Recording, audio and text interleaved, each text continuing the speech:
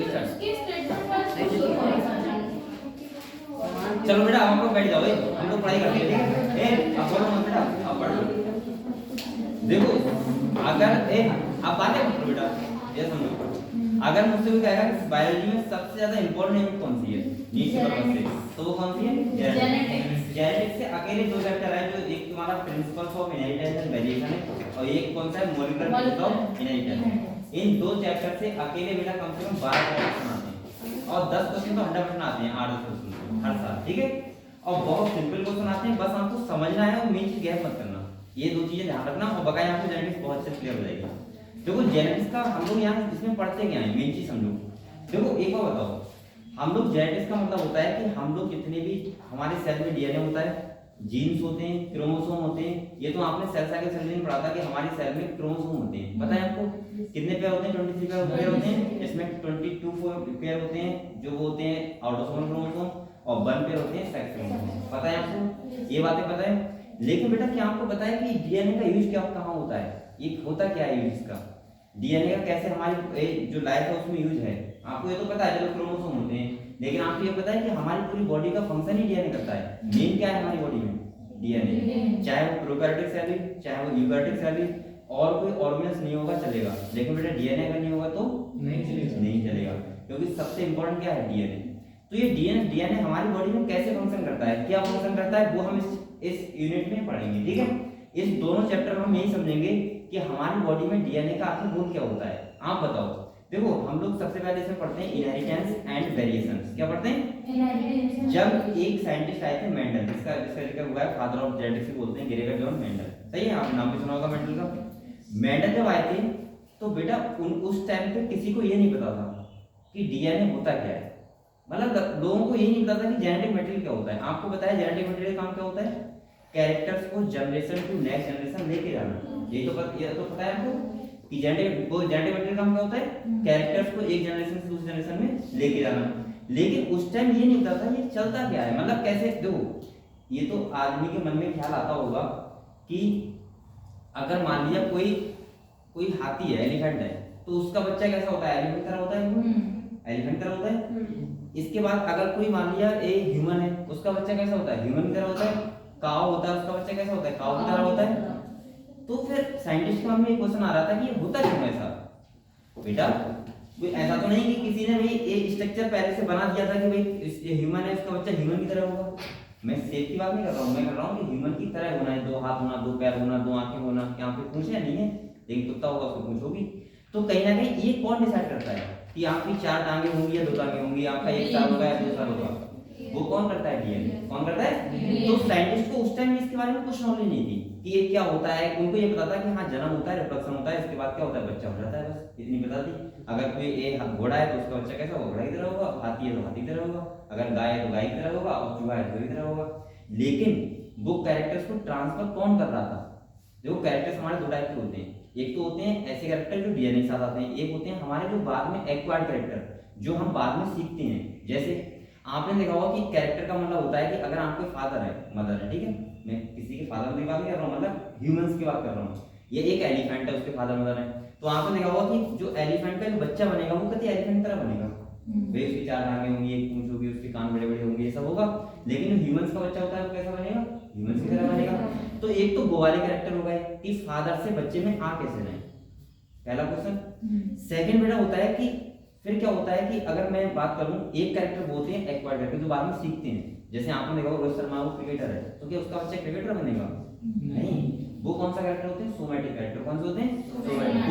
वो acquired character होते हैं, वो कभी ट्रांसफर नहीं होते। ऐसा नहीं कि अगर आप क्या हो टीचर हो तो आपका बच्चा टीचर ही बनेगा, वो कुछ नहीं बन सकता है। वो तो आपने एक्वायर्ड कैरेक्टर आपने बाद में सीखा है, ठीक है। तो पहली बात तो साइंटिस्ट में ये था कि जो पेरेंट्स के कैरेक्टर होते हैं वो ऑफिसरिंग मतलब बच्चों में कैसे आते हैं, पहली चीज। फिर दूसरा हम लोग इस चैप्टर में पढ़ेंगे, तभी इस चैप्टर का नाम है principles of inheritance and variation.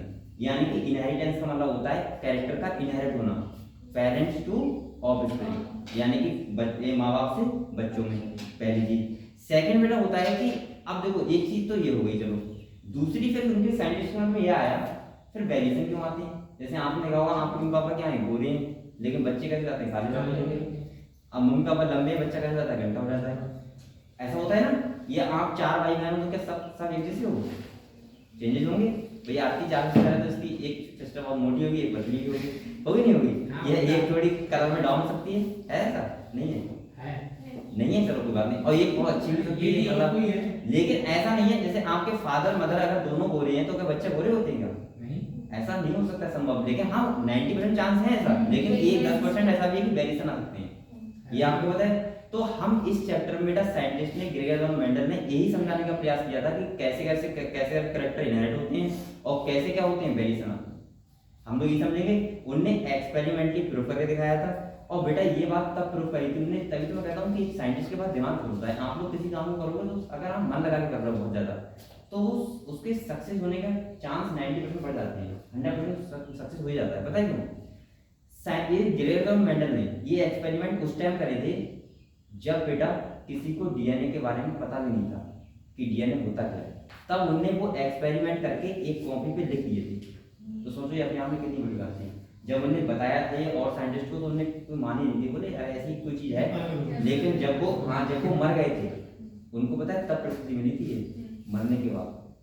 और साइंटिस्ट और आए थे, उन्होंने देखा कि यार ये तो वास्तव में एक्सपेरिमेंट उन पे डिस्कवरी करी, तो उन्होंने देखा कि वास्तव में सही है और ये ऐसा होता है। सही है। तो हम लोग इस यूनिट में यही पढ़ेंगे कि कैसे कैरेक्टर ट्रांसफर होते हैं, क्यों वेरिएशन आते हैं, और डीएनए का क्या रोल होता है हमारी बॉडी में, जेनेटिक मटेरियल का क्या रोल होता है। ठीक है। तो हम लोग तो आप लोग बेटा आपने यूनिट का नाम लगा लिया जेनेटिक्स, इसका चैप्टर का नाम देखो principle of inheritance and variation. Chapter का नाम देखो principle of inheritance and variation. ये चैप्टर बहुत अच्छा है, पढ़ने में मजा आएगा आपको, बहुत सारी नॉलेज मिलेगी आपको।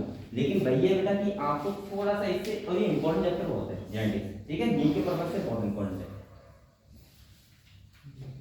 तो आप लोग मेहनत से पढ़ो उसको।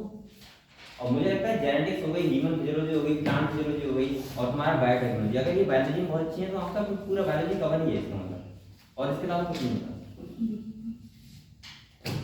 तो देखो बेटा मैंने क्या बताया आपको, इनहेरिटेंस का मतलब क्या होता है बताओ।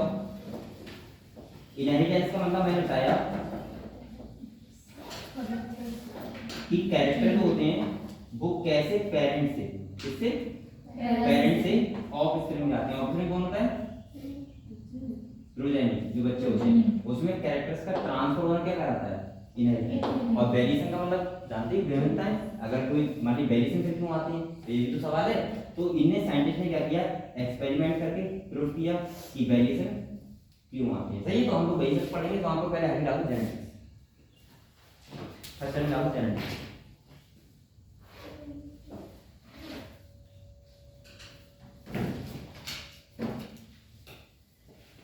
हेडिंग डालो जेनेटिक्स, इसमें लिखो। अच्छा इसकी जो जेनेटिक्स टर्म दी थी वो दी थी विलियम बैटिसन ने, किसने दी थी? विलियम बैटिसन। तो लिखो टर्म पहले TERM टर्म, और डैश लगाओ विलियम बैटिसन, WILIAM, विलियम बैटिसन, BATESON।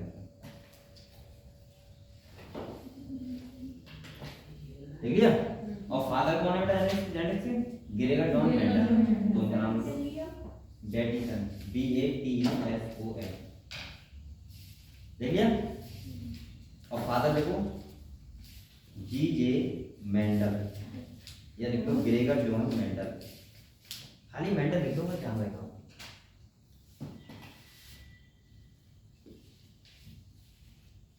यहाँ पे एक बात होता है मतलब बेटा, जो साइंटिस्ट आए हैं उनके नाम भी आपको याद रखने पड़ेंगे, ठीक है। जो साइंटिस्ट आए थे यहाँ पे कौन कौन आए थे, जैसे अभी मैं नाम लिखवा रहा हूँ सबके, टर्म किसने दी, साइंटिस्ट कौन है, फादर कौन है, ये सब, ठीक है। तो देखो यहाँ पे फर्स्ट पॉइंट देखो बेटा, हम लोग पढ़ते रहेंगे लिखते रहेंगे, ठीक है, और बहुत अच्छे से पढ़ेंगे लाइन को, आराम से टाइम ना। देखो it is the branch of, देखो it is the branch of, it is the branch of science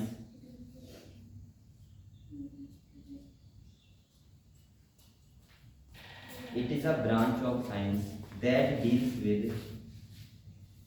that deals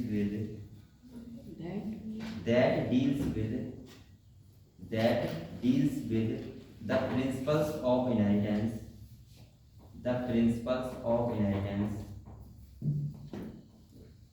आप कहाँ चले गए इतने दिनों से? सर थी नहीं, यहाँ नहीं थी, कहाँ पे थी? बाहर थी। बाहर कहाँ? रामपुर घूमने? नहीं, शादी में। शादी में? शादी में 10 दिन के लिए जाते हैं? सर 10 दिन का है। कितने लोग गए? अभी तो आई तो थी 10 दिन, तो वो मैम की केमिस्ट्री की क्लास थी सर। चलो 10 दिन से पहले बेटा देखना, principles of inheritance and variations. तो बेटा एंड वेरिएशन लिख लिए। तो जेनेटिक्स क्या है, यहाँ पे हम लोग डील बेस साइंस इसमें डील करेंगे इनहेरिटेंस और वेरिएशन क्या होती है। ठीक है, इनहेरिटेंस का मतलब क्या होता है कि कैसे करके कैरेक्टर जो फादर से ऑफस्प्रिंग में आते हैं उसे क्या बोलते हैं, इनहेरिटेंस। और वेरिएशन का मतलब होता है कि वेरिएशन फिर क्यों आते हैं। ठीक है, ये सब पढ़ेंगे। तो आप लोग पहले हैंग डालो बेटा इनहेरिटेंस, हैंग डालो इनहेरिटेंस, इनहेरिटेंस, हैंग डालो इनहेरिटेंस। इसमें लिखना हैंग डालो इनहेरिटेंस, डाल दिया। इसमें लिखो, लिखो inheritance is the process, inheritance is the process, inheritance is the process by which characters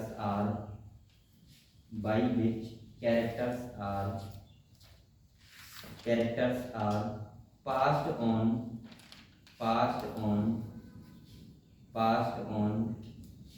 from parents to progeny, from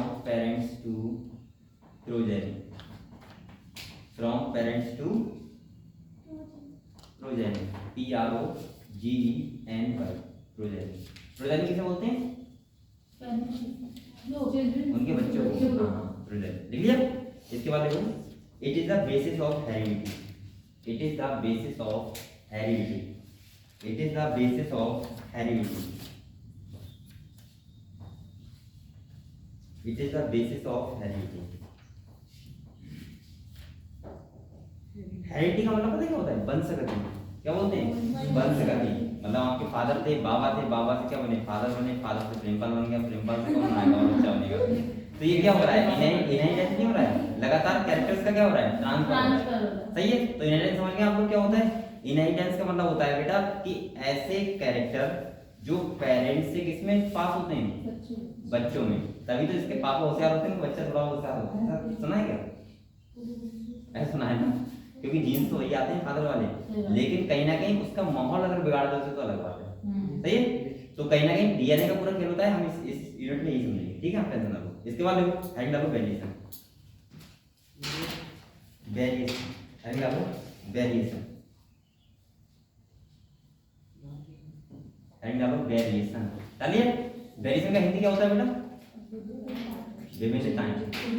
सही है। अच्छा एक बताओ, क्या वेरिएशन एसेक्सुअल रिप्रोडक्शन में आते हैं? नहीं आते। नहीं आते ना? किस में आते हैं? Sexual reproduction. तो देखो new characters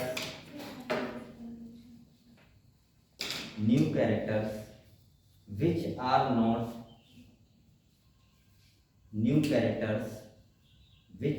not comes from their parents, which are not comes from their parents, not comes from their parents, by which progeny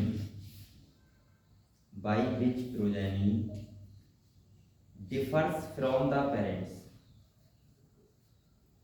progeny differs from the parents, From parents, sir? मैंने From बोला their था parents? from their parents लिया, जी। by which progeny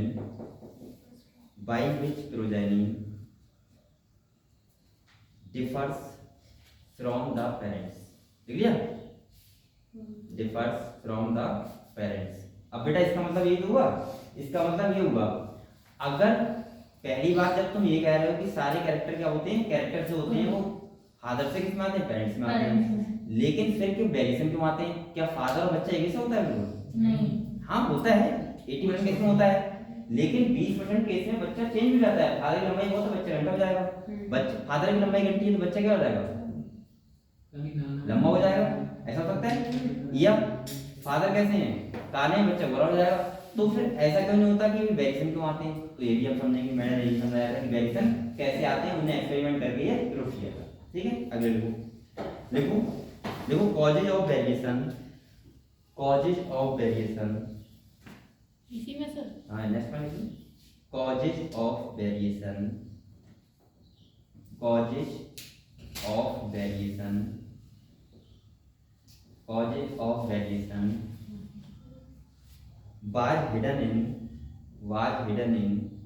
was hidden in sexual reproduction, was hidden in sexual reproduction,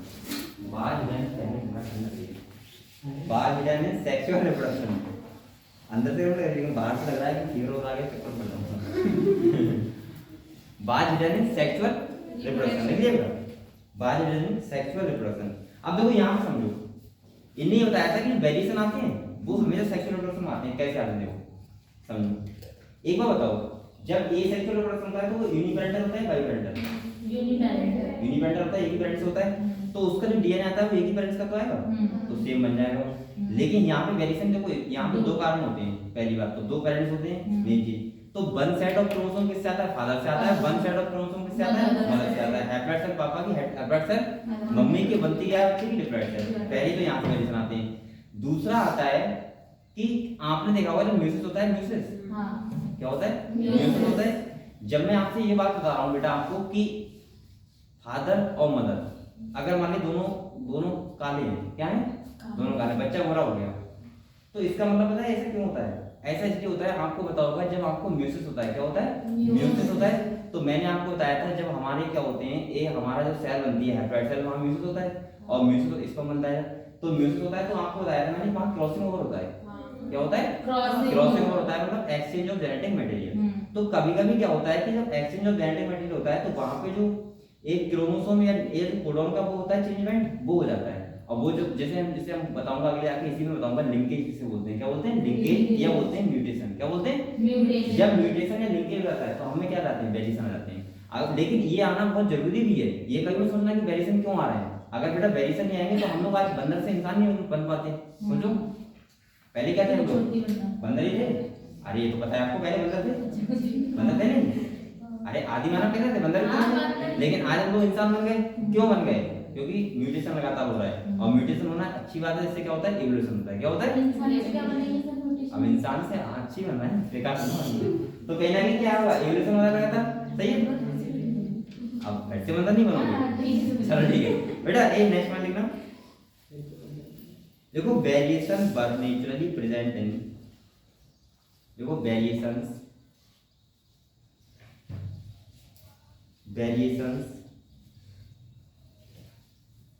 were naturally present in the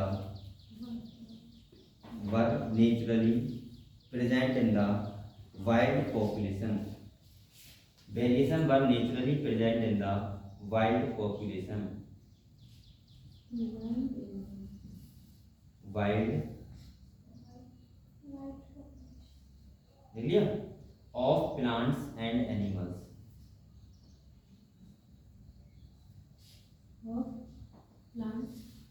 Of plants and animals. बेटा ये बताओ, देखो इन्हें तो इन्हें इस टाइम इतना नहीं पता था कि क्या होता है सेक्सुअल रिप्रोडक्शन में, क्या होता है डीएनए वाले में पता ही नहीं था, क्रोमोसोम के बारे में पता ही नहीं था, वो तो अब डिस्कवरी हो गई लेके।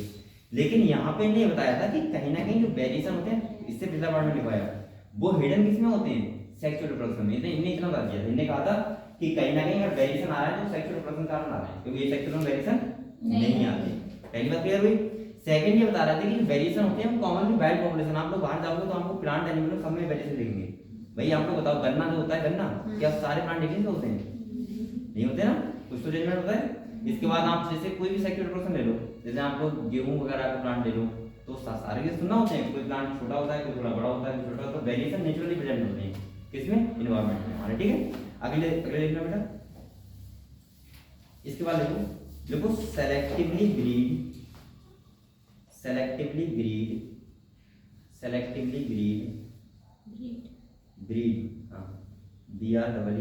Breed and select for organism selectively breed and select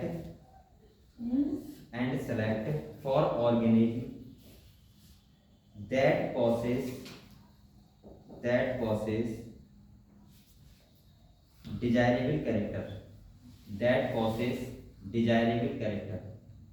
एक लोग desirable character, desirable characters। अब यहाँ समझो, देखो ये क्या कहना चाह रहे हैं। आपने देखा होगा कि आप हम लोग जो होते हैं, सही है, अगर कोई क्या है नेचुरली प्रेजेंट है, यानी कि वेरिएशन नेचुरली होते हैं, लेकिन अगर हम सेलेक्टिवली ब्रीड करवाएं, ब्रीड का मतलब होता है सेलेक्टिवली, मतलब अपनी इच्छा से करवाएं, तो हम उससे क्या बना सकते हैं, अपने डिजायरेबल कैरेक्टर ला सकते हैं। डिजायरेबल का मतलब होता है अपनी पसंदीदा कैरेक्टर। जैसे आपने देखा होगा कि जब कोई वो गाँव में होती देसी गाय है, देसी गाय होती है दूध कम देती है, तो बोलते हैं देसी गाय दूध कम देती है। तो आपने देखा होगा आर्टिफिशियल जब इंसेमिनेशन करवाते हैं, डॉक्टर आता है आर्टिफिशियल, तो आप उससे कहना कि सही वाला, मतलब वो सही वाला स्पर्म डालो, तो पता है उसका जो बच्चा होगा वो वैसा हो जाएगा जैसा हम लोग बोलते हैं, वो कौन सी गाय बोलते हैं ज्यादा दूध देती है, साहिवाल वगैरह बोलते हैं, अमेरिकन गाय बोलते हैं गाँव में, तो वैसा उसका बच्चा हो जाएगा। तो इसका मतलब क्या हुआ, डिजायरेबल कैरेक्टर हम अपने आप से ला सकते हैं। तो ये क्या, एक किसका पार्ट है, वेरिएशन का। किसका पार्ट है? अगर ये वेरिएशन ना आती तो आप लोग बताओ, देसी गाय देसी बच्चा हमेशा रहता, देसी गाय का मतलब दूध तो घूमती है, आपने देखा होगा बहुत कम दूध देती हैं। और जो जैसे अमेरिकन बोलते हैं वो कैसे होती हैं, उसके जो ऊपर होती है स्किन, उस पे क्या होते हैं, बात दोनों स्पॉट होते हैं, ब्लैक व्हाइट ऐसे होते हैं, उसी को तो बोलते हैं। हाँ, तो कहीं ना कहीं ये हम सेलेक्टिवली ब्रीड करवाते नहीं करवाते हैं, और अपनी इच्छा से क्या ले आते हैं, डिजायरेबल कैरेक्टर। तो वो क्यों आ रहा है, क्यों वेरिएशन आ रहा है। अगर वेरिएशन ना तो ये समझ था क्या, नहीं था ना।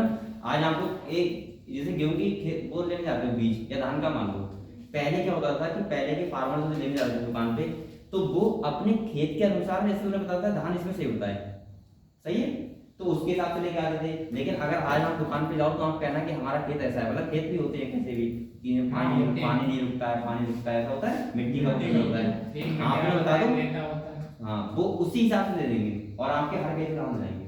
तो ये कब उपाय है, जब वेरिएशन आ रहा है तभी तो हो रहा है। आज आपको धान की बहुत सारी वैरायटी मिल जाएंगी। पहले कहाँ वैरायटी थी, 2-3 सी खाली जो होती थी, ये नहीं तो 2 महीने में 3 महीने वाली, तुम्हें नहीं पता होगा धान की वैरायटी, इसे बताओ बता। मुझे सब पता है। तो लेकिन अब क्या है, संभव है, तुम कोई भी वैरायटी ला सकते हो। तो ये सब देखा बेटा, इसके बाद लिखो 3 महीने का होता है, 6 महीने का होता है, 9 महीने का होता है। लिखो फॉर एग्जांपल, तो कहानी भाई वाला चाहता है देखना इसी में लिखो फॉर एग्जांपल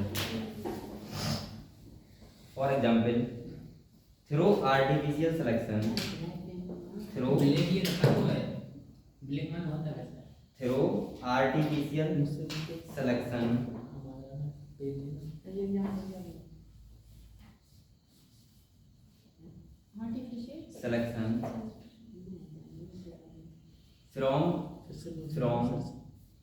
from ancestral, ऐसे ancestral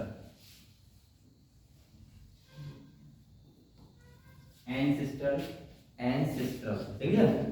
एक बताऊंगा समझ क्या, ancestral wild cow, ancestral wild cow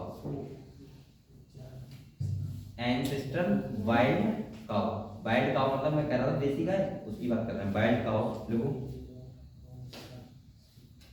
comma लगाओ और लिखो we have well know, we have well know Indian breed, we अलग है, वी हैव देख लिया, well WLL well know know Indian breeds देख लिया, इंडियन ब्रीड्स। एग्जाम्पल लिखो इसका, साहिवाल काउ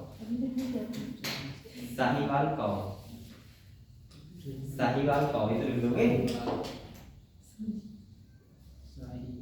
साहिवाल तो ज्यादा दूध देती है, साहिवाल काउ है पंजाब, ऐसे लिखो। अब ये क्या कहना चाह रहा है, समझो पूरी बात। देखो ये कह रहा है कि जब हम आर्टिफिशियल सिलेक्शन करते हैं, क्या करते हैं, आर्टिफिशियल सिलेक्शन करते हैं, तो जो हमारी एंसेस्ट्रल वाइल्ड काउ का मतलब पता है क्या है? एंसेस्टर का मतलब होता है पुरानी पीढ़ी चली आ रही। एंसेस्टर का मतलब क्या होता है? पूर्वज। एंसेस्टर को क्या बोलते हैं? पूर्वज। तो एंसेस्टर का मतलब क्या होगा? पहले चली आ रही का जो काऊ है उससे हमने आर्टिफिशियल सेलेक्शन करा क्या करवा लिया? साहिवाल काऊ पानी।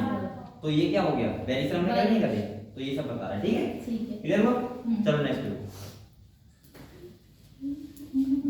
क्या होगा?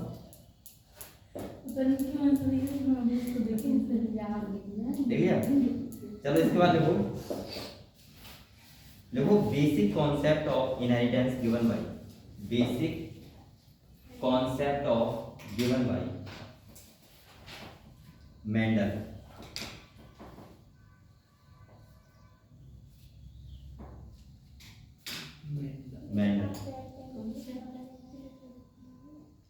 Concept of inheritance given by, मैंने बोला नहीं, basic concept of inheritance given by. देखा किसने लिखा है? नहीं बोला। चलो लिखो, कोई बात नहीं। देखो basic concept of inheritance given by, ठीक है, मेंडल। बेटा अभी तक हमने क्या पढ़ा है? देखो इतना पढ़ा है। मैंने आपको ये बताया कि हम लोग जेनेटिक्स पढ़ रहे हैं पहले, अब हम लोग थोड़ा अलग पढ़ेंगे। देखो अभी तक मैंने इतना पढ़ाया कि हम लोग जेनेटिक्स पढ़ रहे हैं। जेनेटिक्स का मतलब क्या है कि हम लोगों को यहाँ बेसिक कॉन्सेप्ट पढ़ने होंगे, इनहेरिटेंस के एंड वेरिएशन। इनहेरिटेंस का मतलब मैंने बताया कि कोई भी अगर पेरेंट्स है उसके कैरेक्टर किसमें आते हैं? प्रोजेनी में, उनके बच्चों में आते हैं, तो उसको क्या बोलते हैं? इनहेरिटेंस। क्या बोलते हैं? इनहेरिटेंस। इसका मतलब वैसे कैरेक्टर का नहीं है, बार बार कह रहा हूँ, इसका कैरेक्टर है कि वैसे कैरेक्टर डीएनए वाले कैरेक्टर होते हैं, सही है, वो वाले कैरेक्टर। जैसे आपके फादर, तो आप भी फादर तरह होगे। अगर हाथी है तो उसका बच्चा कैसा होगा? हाथी की तरह होगा। बंदर है उसका बच्चा कैसा होगा? बंदर की तरह होगा। और ह्यूमन है तो ह्यूमन का बच्चा कैसा होगा? ह्यूमन का तरह। तो पहला बात तो वो कैरेक्टर जो पेरेंट्स से ऑप्शन आते हैं क्या, वो कौन लेके आता है? Genetic material. लेकिन अभी ये बात नहीं करेंगे क्योंकि ये पता ही नहीं था ये बात। तो इन्हें एक आता खाली कि इनहेरिटेंस हम लोग बोलते हैं जो कैरेक्टर फादर से बच्चों में आते हैं। वेरिएशन का मतलब होता है कि कुछ फिर कैरेक्टर आते क्यों नहीं है। भाई आपके अगर 4 भाई बहन है तो आप 4 भाई बहन एक जैसे ना होगी, कोई घंटा होगा, कोई लंबा होगा, कोई काला होगा, गोरा होगा, सही है। लेकिन कभी ऐसा होता है कि एक काला एक गोरा है पेरेंट्स, तो उसके बाद क्या होता है? बच्चे सारे गोरे हो जाते हैं, ऐसा होता है ना कभी ऐसा होता है। लेकिन कभी ऐसा होता है कि मम्मी पापा गोरे हैं दोनों, बच्चे काले जाते हैं। तो ये सब वेरिएशन होते हैं, तो ये क्यों आते हैं? तो मेंडल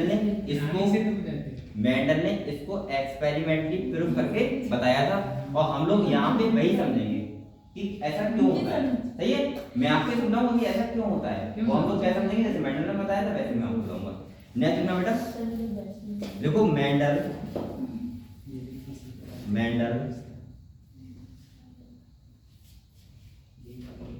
born on मतलब बर्थडे।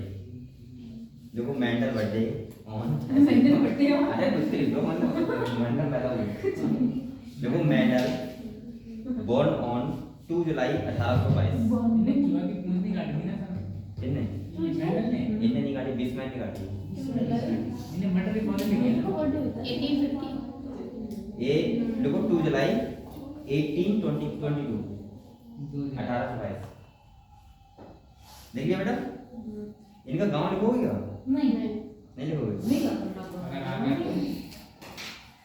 चलो नहीं आएगा। अच्छा एक बात सुनो, ये फर्स्ट साइंटिस्ट थे मेंडल जिनने बेटा बायोलॉजी और मैथमेटिकल यूज किया, सही है। तो ये भी एक पॉइंट देखो। नेक्स्ट पॉइंट देखो Mendel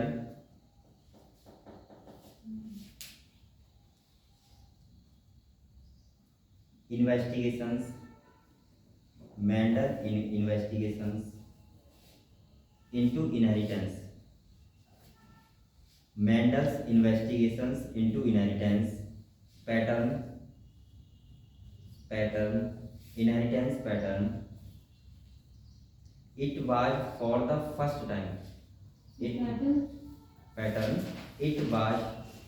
for the first time. It was for the first time that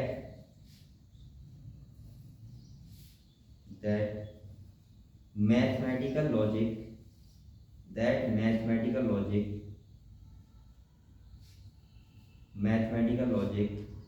were applied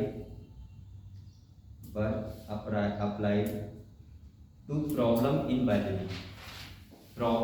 biology. तो ये फर्स्ट साइंटिस्ट ने बायोलॉजी में मैथमेटिक्स का यूज किया। देखो मैथमेटिकल लॉजिक पर applied to problem in biology, to problem in biology. Clear हुआ बेटा? अब देखो यहाँ पे समझो, इनने जो एक्सपेरिमेंट किए थे वो अपने 7 ईयर किए थे। कितने साल करे थे? 7 साल एक्सपेरिमेंट किए थे। दूसरी बात इनने किस पे किए थे? गार्डन किए थे। किस पे किए थे? गार्डन, मतलब मटर के प्लांट पे। इनने मटर का प्लांटिंग करना, यही पहला क्वेश्चन बनता है आपका। वही सब क्या था? मतलब कम दिन में होता है। हाँ कम दिन में होता है, एक बात सही है। और भी एक का करते थे। सेकंड क्या होता है कि इनने एक्सपेरिमेंट 7 साल करे थे। उस टाइम बेटा सोचो इन्हें कितनी प्रॉब्लम होगी। आज कल तुम अगर एक दिन एक्सपेरिमेंट करो, अगर नहीं हुआ तो सोचो कैसे हैं। और पहली बात आपको मोटिव करने वालों से डीमोटिव करने वाले ज्यादा मिल जाते हैं।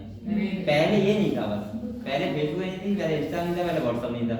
अब अगर आप कोई एक्सपेरिमेंट भी करोगे तो पहले तो आप फोटो के डालोगे, तुरंत सेल्फी लेके तुरंत डालोगे फेसबुक पे। सही है, उसमें 10 नेगेटिव कमेंट आएंगे नीचे कि भाई ऐसा क्यों कर रहा है, तू बर्बाद कर रहा है पैसा, ये है वो, कुछ नहीं होगा ऐसा वैसा। फिर तुम्हारा क्या हो जाओगे? तुम डीमोटिव हो जाओगे। पहले लोग पता क्या करते थे? पहले के लोग जिस काम में लग गए तो फिर उन्हें कोई बताने वाला नहीं था कि ये नहीं हो सकता, वो करते ही रहते तो एक दिन सफल भी हो जाता। सही है। अब के लोग क्या है कि पहले अब आप लोग को एक्सपेरिमेंट कर ही नहीं पाओगे। देखो जैसे आपने करने का सोचा, अब आपको सुविधाएं भी चाहिए। अगर इन एक्सपेरिमेंट करेंगे सोचो 7 साल ये कहाँ रहे होंगे? जंगल में रहे होंगे पहली बार। दूसरी बात बेटा उस टाइम लाइट भी नहीं होगी इनके पास। ऐसा नहीं था कि भाई इन्हें बिजली आ गई लाइट आ गई, या फिर इन्हें क्या लगा दिया वहाँ पे इन्वर्टर लगा दिया, ऐसा भी नहीं होगा। इन्वर्टर लगा दिया अरे बेटा पहले अरे कहीं भी करते थे, लेकिन मैं नॉलेज बता रहा हूँ वहाँ। अरे जंगल ही मान दो, जब मटर प्लांट हो रहा है ऐसा ना, इन्वर्टर लगा पंखे लगे आराम से, पंखे चला लिए, गर्मी लग रही है, ऐसा तो ना होता होगा। ये बहुत सारे साल पहले की बात है। लेकिन आप लोगों को सुविधा ही चाहिए। अगर अभी आपको पढ़ाई के जैसे आप पढ़ाई कर रहे हो, लाइट चली जाए आप पढ़ाई बंद कर देते होंगे, आप नहीं करेंगे, लाइट चलेगी क्योंकि प्रॉब्लम है ना, पंखा नहीं चलेगा। लेकिन पहले ऐसा नहीं था। पहले मोबाइल नहीं था कि आपके पास, तो आप पढ़ाई कर रहे हो तो मैसेज आ गया किसी का, अब आप डिस्टर्ब हो गए तुरंत। मेरा तो नहीं जाते लाइट जला देते हैं, लाइट जल जाती है, लाइट जाती है, इन्वर्टर है तो वही तो मैं कह रहा हूँ ना। इन्वर्टर भी नहीं है, अगर आप पढ़ाई कर रहे हो ठीक है, मैसेज आता है तो आप डिमोटिव यार बात करने। सेकंड क्या होता है, पहले ऐसा भी नहीं था। तो पहले के साइंटिस्ट क्यों बनते थे, इतनी सारी डिस्कवरी क्यों हो गई? क्योंकि पहले के लोग उसी काम में व्यस्त रहते थे। अब आप अगर एक्सीडेंट करोगे आपको फादर ना कर देंगे, कहेंगे तू साले यहाँ पड़ा हुआ है, तेरे साथ का दोस्त है वो बन गया, पैसे कमा रहा है, नौकरी कर रहा है। तो तुम अगर 100-500 रुपये भी मांगी है, तुम कहेंगे ये क्यों चाहिए, खाली फालतू का। अभी तुम कहो कि इलेक्ट्रॉनिक माइक को लाना है, तुम्हारे घर वाले सबके मना कर देंगे, कहेंगे उसका यूज क्या है। तुम कहोगे मुझे थोड़ा कुछ नहीं सैल देखना है बस, तो कहेंगे मत देख, क्या दिक्कत है। लगभग मना ही कर देंगे, मुझे लग रहा है 7,000 रुपये 6,000 रुपये कोई नहीं देगा। सही है। लेकिन पहले क्या होता था, अगर किसी आदमी को जिसमें लग गया तो वो लग गया, फिर वो करता ही रहता था। तो ज्ञान भी बहुत रहता था। पहले में लिखने वाली तो मिटा देते थे, तो कॉपी पे लिखा रहता है। तो सोचो उनके पास माइंड क्यों आया इतना, इसलिए तो आया। वो किसी से डिमोटिव नहीं हो रहा है। आजकल लोग डिमोटिव करने वाले बहुत होते हैं। आप पहले कुछ निकटा ही करना है, वो पहले तो ये कहेगा तो उससे हो जाएगा, मतलब होगा नहीं होगा तो बात की बात है, लेकिन पहले तो यही क्वेश्चन करेगा कि किससे हो जाएगा। तो सेकंड क्या होता है कि डिमोटिव करने वाले बहुत होते हैं। और जब बच्चा उसी में लगा रहे तो एक दिन बेटा हो जाता है। कोई ऐसी बात नहीं कि नहीं होगा। तो भाई तो लिखना, नेक्स्ट पॉइंट लिखो, नेक्स्ट पॉइंट लिखना बेटा। देखो मेंडल, देखो मेंडल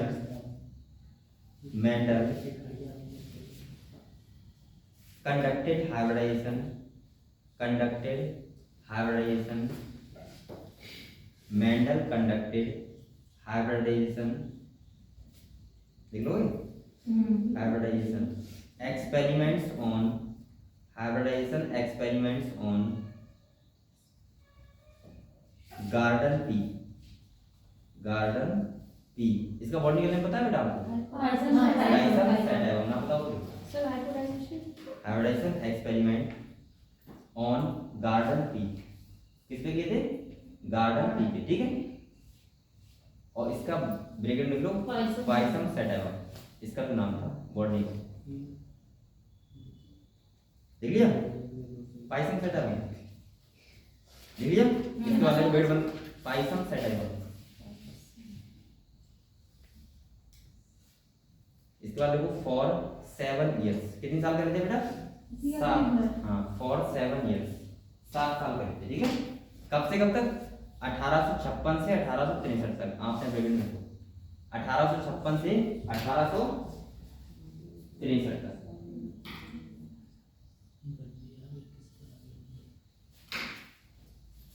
अठारह सौ छप्पन से 1863 तक देख लिया? तो क्लियर हुआ इधर? Next board. अब देखो एक बात समझो, इनने गार्डन सी को क्यों चुना? इसके भी कई सारे रीजन है, ठीक है। जैसे पहली, इसका जो लाइफ स्पैन होता है बहुत कम होता है। कितना होता है? लगभग 4 मंथ या 5 मंथ होता है। हाँ 4 मंथ मान लो, 4 मंथ होता है लगभग। तो इससे ये एक्सपेरिमेंट ज्यादा कर पाएंगे पहली बार। कैसे? अगर ये मान ली ह्यूमन, ये कर तो नॉर्मली ह्यूमन पे, ह्यूमन के केस में रहते हैं। जेनेटिक्स क्या है भाई, हमें लोगों को समझाना था ना, लेकिन ये ह्यूमन केस में करते हैं तो कितनी कितनी प्रजाति देख लेते बताओ कितनी। जैसे मान लिया अगर कोई एक्सपेरिमेंट कर रहा है, मान ली मैं कर रहा हूँ अभी इस एज में, तो मैं अगर प्रेमपाल को करूंगा तो प्रेमपाल की शादी के प्रेमपाल के बच्चे देख लूंगा, सही है। और प्रेमपाल के बच्चे के बच्चे देख लूंगा, बहुत हो जाएगा। उसके बाद मेरी एज खत्म हो जाएगी, तो मैं कितने कर पाया? खाली 2 पीढ़ी। लेकिन यहाँ पे तुम कितनी पीढ़ी कर सकते हो? हर 4 मंथ बाद तुम ग्रो करवा सकते हो मटर को। पहली बात सही ना कर सकते हैं। सही। सेकंड क्या होता है कि मटर का प्लांट था बेटा, उसमें दोनों टाइप के फ्लावर आते हैं, यूनिसेक्सुअल भी और बाइसेक्सुअल भी। दूसरा कारण हो गया।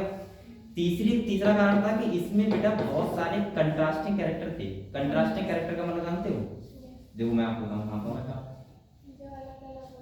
जैसे हाँ आपको बताएं, जैसे अभी मान लिया सपोज आप ह्यूमंस के ऊपर कर रहे हो, इसके ऊपर कर रहे हो, तो आप कंट्रास्टिंग कैरेक्टर कितने बना सकते हो? हाइट बना लोगे, क्योंकि 2 टाइप के लोग होते हैं, लंबे गंडे, सही है। तुम्हारा ध्यान बेटी भी रहता है, सही क्या होता है। दूसरा क्या बना दो? कलर। कलर भाई एक 2 टाइप के लोग होते हैं, काले होते हैं, गोरे होते हैं। तीसरा पोजीशन। तुम हाँ एक बेट की बात करें, बेट कैसे बनाओगे बताओ? क्योंकि बेट तो बेटा सबका, तुम किसी का अलग होता है सबका, वो तो वेरिएशन बोल ही ना सकते कंट्रास्टिंग कैरेक्टर। और बताओ तीसरा कौन सा? पोजीशन कैसे बनाओगे? मतलब कंट्रास्टिंग कैरेक्टर का मतलब होता है कि पेयर ऑफ कैरेक्टर। आंखों का बना लोगे, यहाँ क्योंकि कुछ की भूरी होती है, कुछ की काली होती है। और बताओ क्या बनाओगे? हेयर लेकिन ये तो बाद में डिजीज वगैरह जाती है, वो तो अलग चीज है, वगैरह नहीं। तो तुम 2-3 खाली बना रहे हो, लेकिन बेटा मटर के प्लांट में ऐसे 7 कैरेक्टर थे। कितने थे? 7 कंट्रास्टिंग कैरेक्टर। कंट्रास्टिंग कैरेक्टर का मतलब होता है पेयर ऑफ कैरेक्टर्स का। जैसे अगर मान लीजिए कलर तुमने बनाया, तो तुम्हें बेटा एक बार बताओ, ये मार्कर है, ये मार्कर मैं कह रहा हूँ कि अच्छा मार्कर है, मैं किसी बेस पे तो कह रहा हूँ अच्छा है। अगर ये दुनिया में अकेला मार्कर होता ना तुम इसे बेकार कर सकता और ना ही इसे अच्छा बता सकता। कैसे बता सकते हो? ये किस बेस पे बता रहा हूँ कि मैंने इससे बेकार मार्कर चलाया तब मैं इसे अच्छा बताऊंगा, और इससे अच्छा मार्कर चलाया तो इसे क्या बताऊंगा? बेकार। तो ये क्या हो गया? पेयर ऑफ कैरेक्टर हो गया, तो ये कंट्रास्टिंग कैरेक्टर बन सकता है। अगर ये अकेला मार्कर हो दुनिया में, तो ये कंट्रास्टिंग कैरेक्टर बनेगा क्या? नहीं बनेगा ना। तो हमेशा हम किस बेस पे बोलते हैं? जब पेयर ऑफ कैरेक्टर होता है तब। जैसे अगर मैं घंटा या लंबा कहता हूँ, तो क्यों कहता हूँ? क्योंकि 2 टाइप के लोग हैं यहाँ पे। अगर सभी लंबे होते हैं, लंबा कोई कैरेक्टर ही नहीं होता, क्योंकि हम उसको कभी देखते ही नहीं। आपने कभी नाक के बारे में कुछ बोला? क्यों नहीं बोला? क्योंकि नाक सबकी होती है। तो कहीं ना कहीं कैरेक्टर की बात कर रहे हैं, ठीक है, कंट्रास्टिंग करो कैरेक्टर की, ठीक है। तो क्या क्या रीजन थे? और मटर का एक तो ये था कि 7 पेयर कैरेक्टर मिले थे, सही है। और बताओ और क्या रीजन थे? और थे कि यहाँ पे हमें सेलेक्ट, मतलब हम बोल सकते हैं, चलो ये हम लिख रहे हैं, मैं आपको समझा रहा हूँ। चलो लिखना बेटा, आप लोग हेड डालो रीजन फॉर, हेड डालो सही बताना है, ठीक है। देखो रीजन फॉर, हेड डालो reason for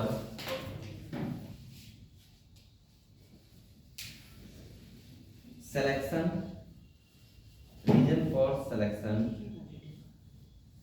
reason for selection garden pea, reason for selection garden pea, यानी कि गार्डन पी का सिलेक्शन क्यों किया है? किसी और का भी कर सकते थे। तो नंबर 1 2 लिखो, नंबर 1 लिखो, देखो it is common garden pea. Number 1 लिखना बेटा, it is common garden P. इसका मतलब क्या होगा? ये आसानी से कहीं भी ग्रो कराई जा सकती है, ठीक है। पहला reason it is common garden pea. Number 2 लिखो, लिख लिया? नंबर 2 लिखो, इट सो ऐसा क्यों लिखो, it so well defined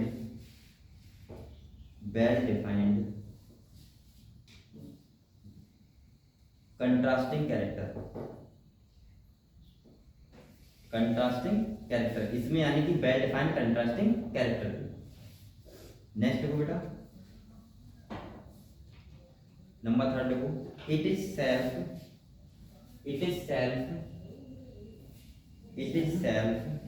fertilising P, it is self fertilising P, clear. Next देखो नंबर 4, यहाँ तो क्लियर है आपको। Yes sir. नंबर 4 देखो, it has short life span, it has short life span कितनी होती है 3 से 4 साल, ठीक है। चलिए लिख लो bracket, it has short life span यानी कि इसकी लाइफ स्पैन क्या होती है बेटा, बहुत कम होती है, ठीक है। ब्रैकेट लिख लो 3 से 4 मंथ।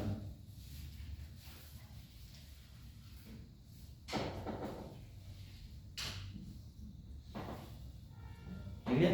इसके बाद नेक्स्ट देखो बेटा नंबर 6, कौन सा नंबर 5, नंबर 5 देखो हैविंग सेवन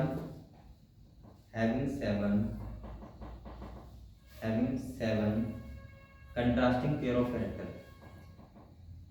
कैरेक्टर्स को हम लोग ट्रेड भी बोल सकते हैं, ट्रेड क्या बोल सकते हैं, ट्रेड देखो हैविंग 7 क्या लिखा 7 कंट्रास्टिंग पेयर ऑफ कैरेक्टर्स, और इसको हम क्या बोल सकते हैं बेटा, ट्रेड भी तो उसी को बोलते हैं, ट्रेड किसे बोलते हैं, किसी भी कैरेक्टर को ट्रेड बोलते हैं, सही है।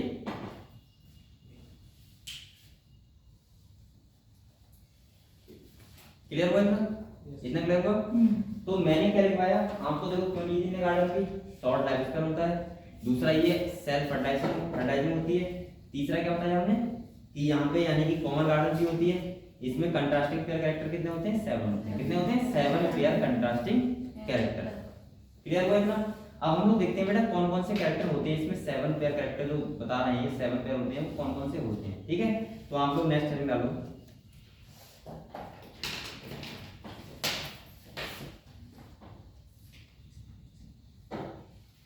आप लोग ऐसा करो देखो, contrasting traits are handle, contrasting traits are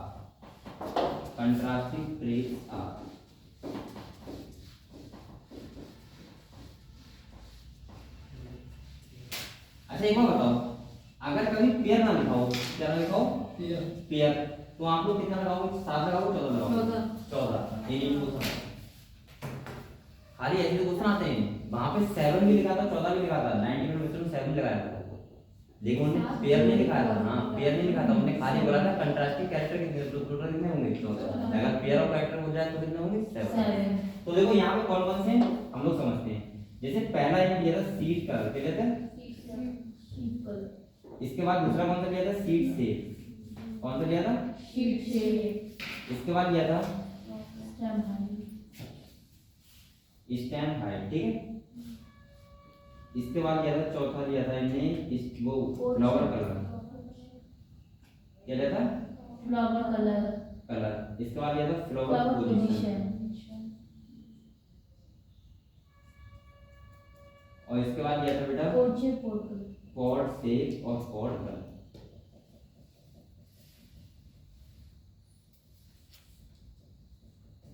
क्या लिया था पॉट कलर। तो ये तो ये थे कैरेक्टर, क्या लेते हैं कैरेक्टर। अब आप लोग एक बात समझो बेटा, देखो जो कैरेक्टर होते हैं दो टाइप के होते हैं, एक होता है डोमिनेंट, एक होता है रिसेसिव। अब आप लोग ये समझो डोमिनेंट क्या होता है, रिसेसिव क्या होता है, सही है। देखो डोमिनेंट का मतलब क्या होता है पता है क्या, जो शो होता है वो से क्या बोलते हैं डोमिनेंट, और उसका अपोजिट क्या हो जाएगा रिसेसिव, हाँ जो हिडन होगा वो क्या हो जाएगा रिसेसिव। जैसे अगर मान लिया मैंने कोई कलर लिया, क्या लिया, जैसे ह्यूमंस का कलर ले लो, तो ये दो कलर है, एक ब्लैक एक व्हाइट, ठीक है। अब अगर मान लीजिए ब्लैक है तो उसका डोमिनेंट क्या हो जाएगा ब्लैक, और जो रिसेसिव होगा क्या होगा व्हाइट।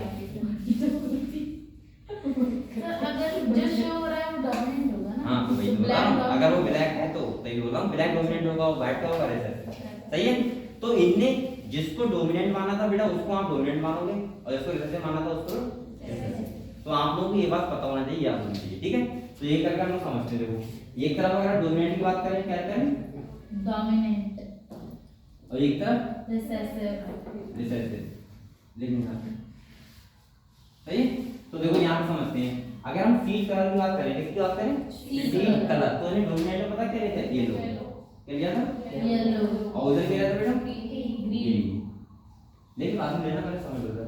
इसके बाद देखो सीड शेप की बात करेंगे तो इधर क्या रहता है, राउंड, क्या लिया था, और इधर क्या रहता है, रिंकल्ड, मतलब झुर्रीदार, सही है, डोमिनेंट में।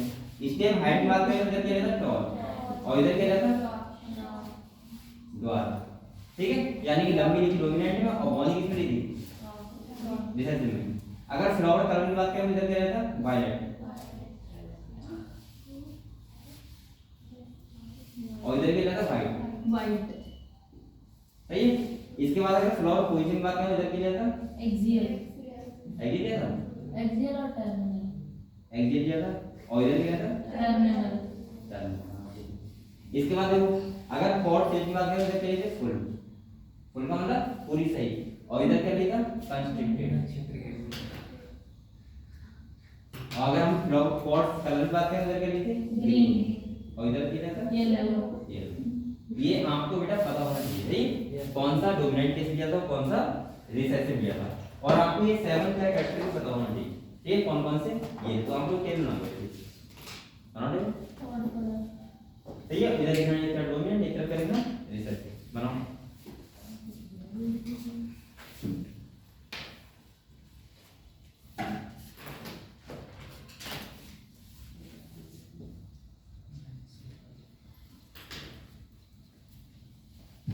सिंपल, क्या कर रहे हो,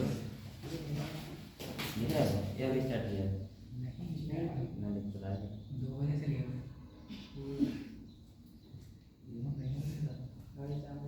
ये घड़ी यार खराब नहीं होती कभी,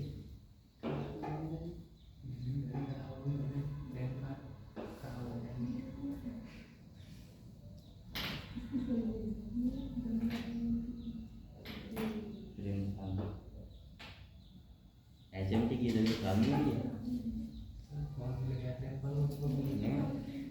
ये भी बात आपको नहीं, अरे युवा शक्ति की क्षमता का अब हो रहा है, सपने साकार है, तू यूट्यूब चला रहा था उसमें, बोला वो नहीं है यूट्यूब, अभी देख रहा हूँ क्या देखता है, चला गैलरी में कुछ नहीं, और इंग्लिश है देखा था,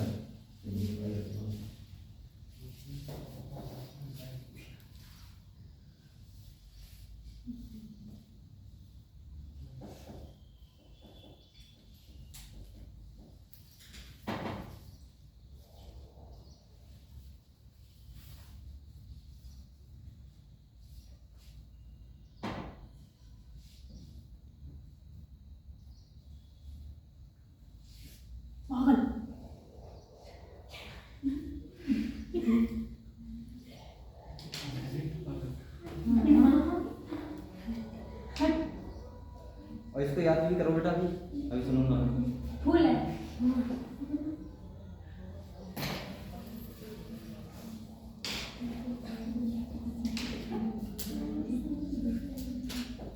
तू जल्दी लिखा हुआ है, जल्दी जल्दी अपने आप लिख लो, समझ नहीं आ रहा रेडी,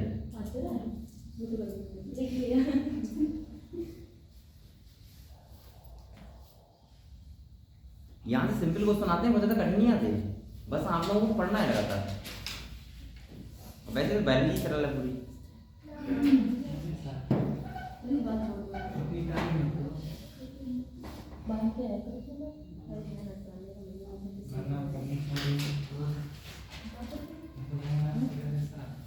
बस बेटा गैप मत करना एक बार,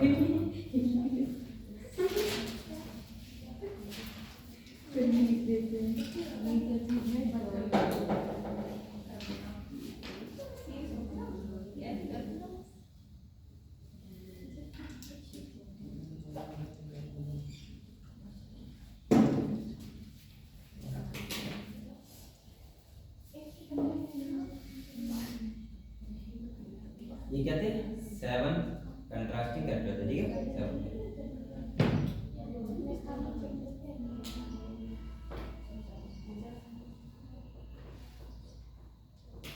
सर वो तो गया है। अभी लिख लीजिए, लिख लिया, लिख लिया।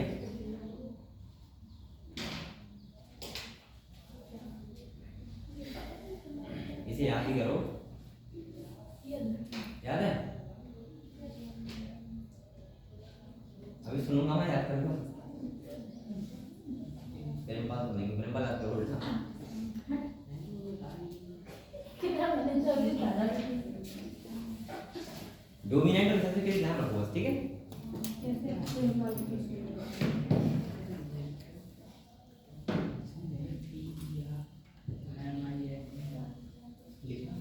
बेटा ये बताओ, ये लिख लिया हम लोगों ने, तो ये यहाँ समझो थोड़ा सा। जो सबसे पहले शीट कलर, शीट कलर का मतलब क्या होता है? कलर का मतलब शीट का। तो जो डोमिनेंट होता है वो क्या होता है? येलो होता है। दूसरे क्या किया था हमने? ग्रीन। पता है आपको? शीट शेप मतलब उसकी शेप कैसी है? तो राउंड मतलब गोल होगा, किसमें? डोमिनेंट केस में, और रिंग के जोड़ीदार किसमें होगा? रिसेसिव में, ठीक है? इसके बाद स्टेम हाइट की बात करेंगे। तो तने की लंबाई जो टॉल था डोमिनेंट में, ड्वार्फ क्या था? बोना, मतलब छोटा। किसमें था? रिसेसिव में। इसके बाद फ्लावर कलर की बात करें तो वायलेट था डोमिनेंट में, व्हाइट किसमें था? रिसेसिव। इसके बाद फ्लावर पोजीशन की बात करें तो एग्जैक्ट मतलब क्या होता है? नहीं, एक्सिस पे ऐसे अगर यहाँ पे है तो यहाँ पे अगर फ्लावर है तो कैसा होगा? ये वाला। और टर्नर मतलब होता है यहाँ पे हो जाता है, समझ गए? इसके बाद हम अगर पॉट शेप की बात करें तो फुल होगी तो डोमिनेंट, और कंसेंट मतलब जोड़ीदार टाइप की, वैसे नहीं मतलब दाने हैं या नहीं है ऐसे, तो रिसेसिव में होगी, पिछली हुई है, ओके? इसके बाद पॉट कलर की बात करें तो ग्रीन किसमें थी? डोमिनेंट में, और रिसेसिव किसमें थी? येलो। क्लियर हुआ? चलो यहाँ तक क्लियर हो गया?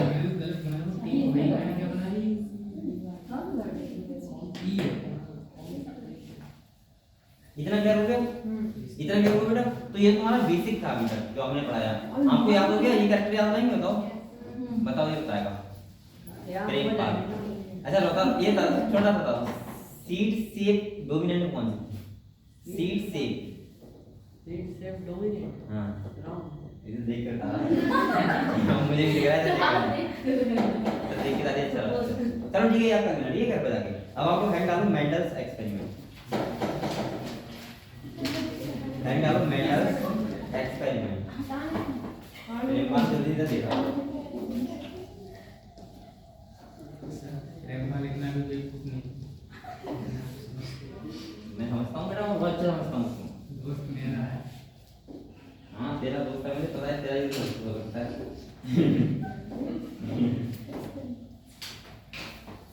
दोनों दोस्त बहुत अच्छे हो बेटा। हैंड डालो मेंडल्स एक्सपेरिमेंट, लिख लिया?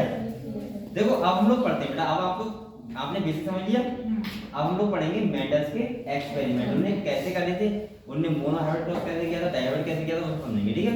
तो आप लोग पहले ये लिखो कि उन्होंने एक्सपेरिमेंट स्टार्ट कैसे किया। तो पहले देखो एक्सपेरिमेंट्स इंक्लूडेड, देखो एक्सपेरिमेंट्स इंक्लूडेड 3 स्टेप। हाँ, जो उन्होंने एक्सपेरिमेंट किया उसमें 3 स्टेप इंक्लूड करनी थी, फर्स्ट, सेकंड और थर्ड। एक्सपेरिमेंट्स इंक्लूडेड 3 स्टेप, देख लिया? नंबर 1 लिखो, देखो selection of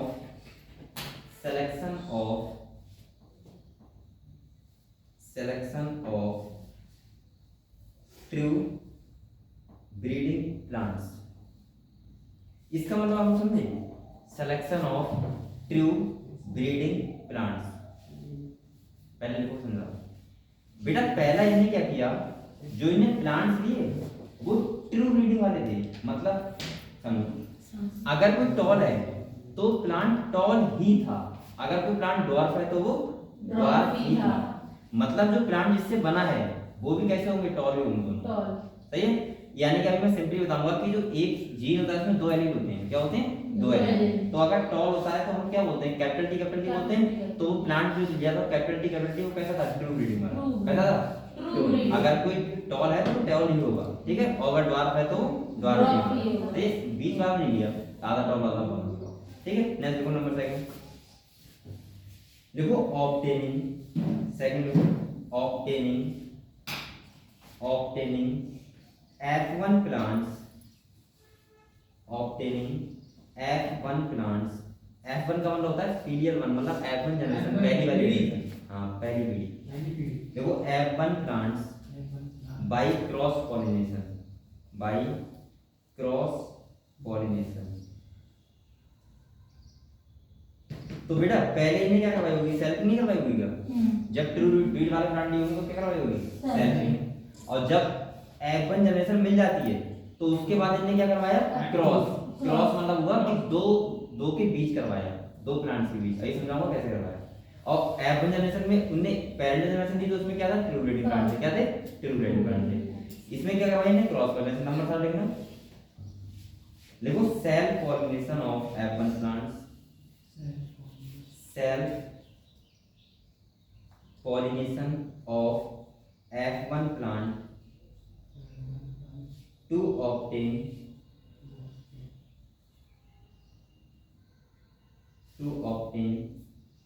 F2 generation, to obtain F2 generation। अब हम लोग कुछ बातें समझो पहले, फिर मैं इसके बाद एक्सपेरिमेंट स्टार्ट कर रहा हूँ, ठीक है? कौन सा, फर्स्ट एक्सपेरिमेंट क्या होगा, आप फर्स्ट करो ना बेटा। ये देखो एक बात समझो पहले, अगर मैं आपसे कहूँ कि टॉल प्लांट है, क्या है, टॉल प्लांट, पहले की बात समझो, ठीक है? इसका मतलब ये होगा कि इसका एक एलियन, दोनों एलियन क्या होंगे, कैपिटल टी कैपिटल टी होंगे। कैसे होंगे, क्योंकि एक लिटिल एलियन होते हैं, दो होते हैं। अगर कोई प्लांट द्वारा है स्मॉल टी तो इसमें अगर हाइट दे रहा है तो इसलिए बोल रहा हूं, तो क्या होगा, स्मॉल टी, ये क्लियर है आपको? इसके बाद देखो अगर कोई प्लांट ये है ऐसा तो कैसा होगा, टॉल, वो देखेगा तो टॉल। लेकिन अगर हम अंदर की बात करें तो एक को एलियन कौन सा है, कैपिटल वाला, और ये कौन सा है, लेकिन ये कैपिटल हमेशा कैपिटल क्या देखेगा, टॉल देखेगा। लेकिन हम प्योर टॉल नहीं बोलेंगे क्योंकि हमको देख रहा है ना। लेकिन इसका अगर फिनोटाइप देखें तो कैसा होगा, हमेशा टॉल, कैसा होगा, टॉल होगा।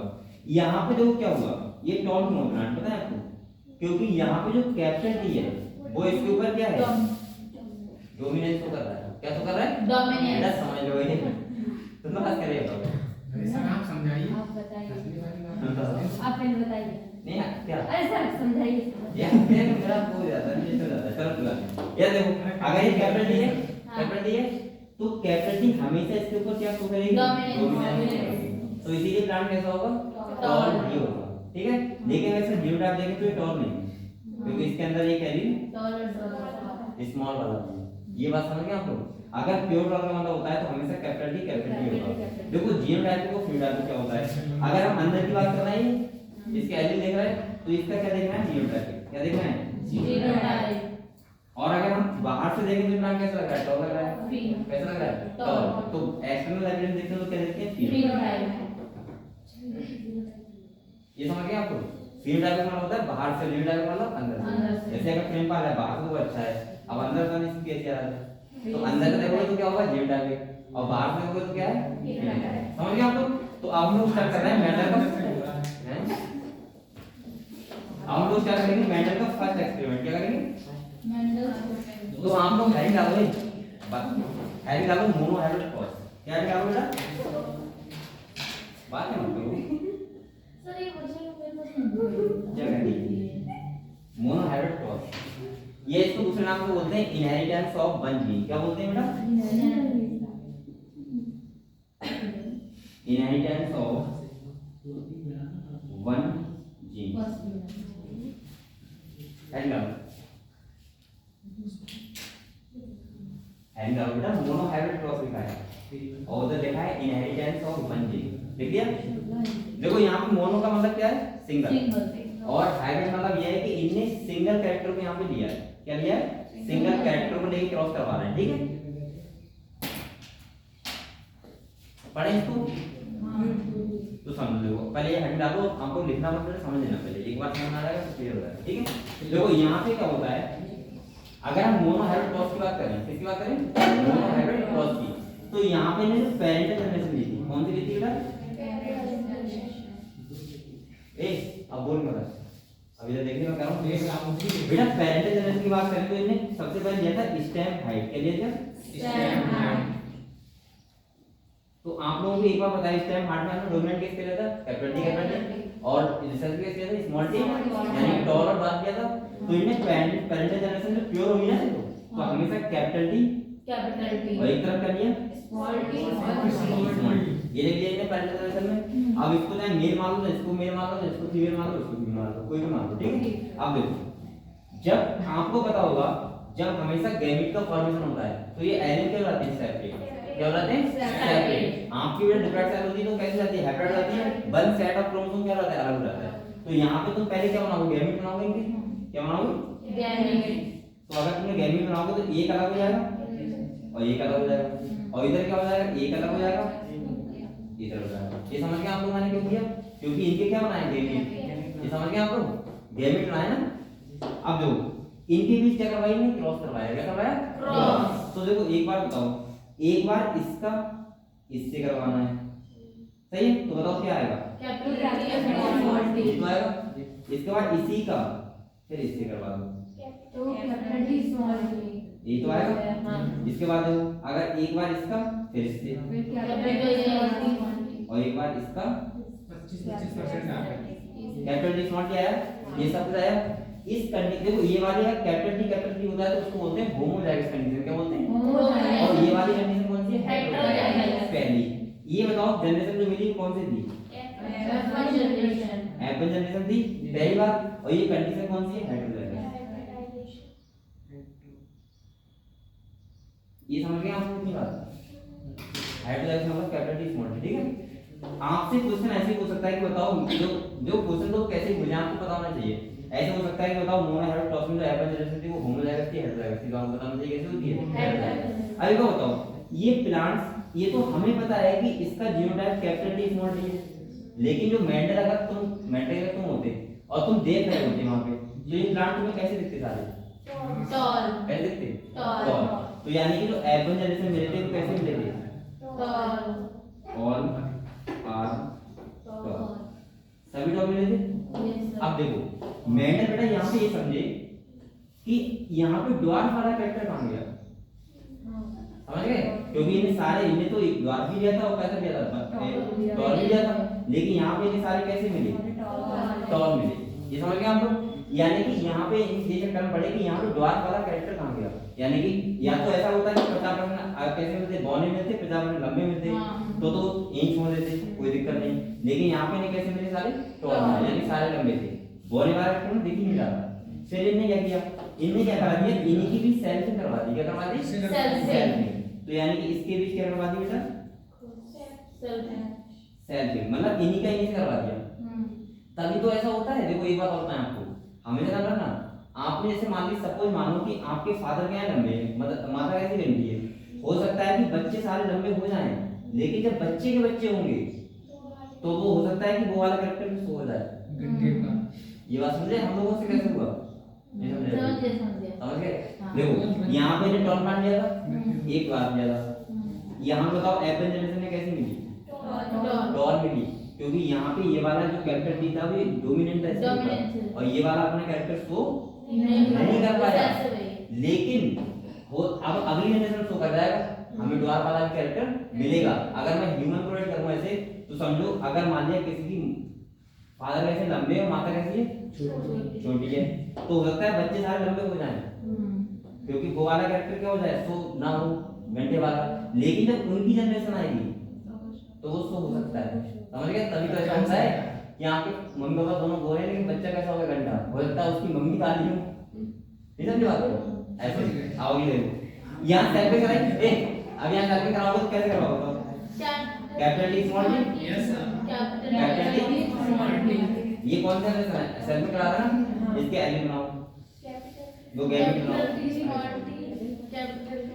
ये तो होगा। और इसके गैमेट क्या होंगे कैपिटल टी, ये समझ गए ना। ये मैंने क्या बनाया गैमेट, क्या बनाया गैमेट होंगे, ठीक है। अब इनका क्रॉस कराओगे ना सेल में करा रहे हो ऐसे कर लो, यहाँ पे ऐसे कर लो। अब इनका क्रॉस कराओगे तो देखो इसका इससे कराओगे तो क्या आएगा बताओ कैपिटल टी आएगा। इसका फिर से यहाँ से या अब इसका एक बार से कराओगे ये तो आएगा।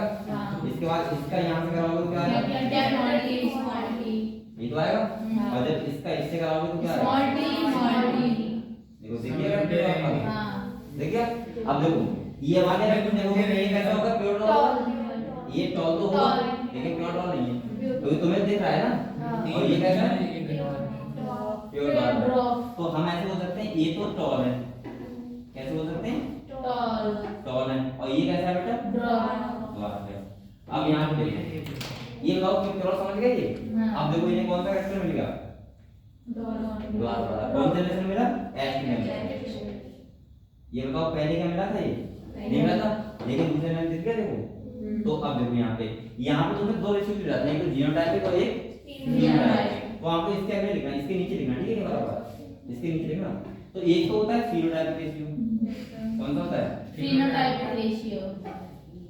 इसका मतलब क्या होता है देखो अब फिनोटाइपिक की बात करें तो तीन कैसे हैं? टॉल है Tall. और ये कैसा है? एक द्वार। one तो ratio. आप लिख लो टॉल द्वार तो 3 रेशियो बना जाएगा। अगर इसका जीनोटाइपिक देखो क्या देखो Genotype. तो देखो जीनोटाइपिक का बात सुन लो ये तो प्योर टॉल है लेकिन ये क्या प्योर टॉल है? क्योंकि तुम तो अंदर जीनोटाइपिक का मतलब अंदर की बात मतलब अंदर देखना है। तो अंदर देखोगे तो ये तो तुम्हें दोनों लाइन कैसे कैपिटल टी तो ये तो कैसा होगा? टॉल होगा। लेकिन ये वाला क्या टॉल है? नहीं। और ये वाला ये द्वार का पूरा देखे तो 1:2 रेशियो समझ गए आप लोग?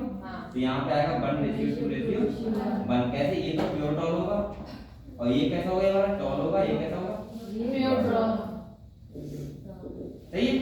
अब देखो यहाँ पे एक बात और सुन लो आप अगर तुम वैसे समझो अगर क्वेश्चन में ऐसे दे दो कि हमने 1000 प्लांट लिए तो उसमें टॉल कितने होंगे द्वार कितने होंगे। तो अगर वो फिनोटाइपिक हो जाएगा तो कितने होंगे? 750 कैसे होंगे? टॉल होंगे और 250 कैसे होंगे? ठीक है हाँ समझ गए. समझ गए? 1000 प्लांट है तो डिवाइड कर लो। और इसके बाद अगर वो जीनोटाइपिक हो जाएगा तो कैसे होंगे? 250 प्योर टॉल 500 बीच वाले और ये 250. द्वार। तो ये क्लियर हो गया होना है देखो ये क्या होना है टॉस सही बनाओ।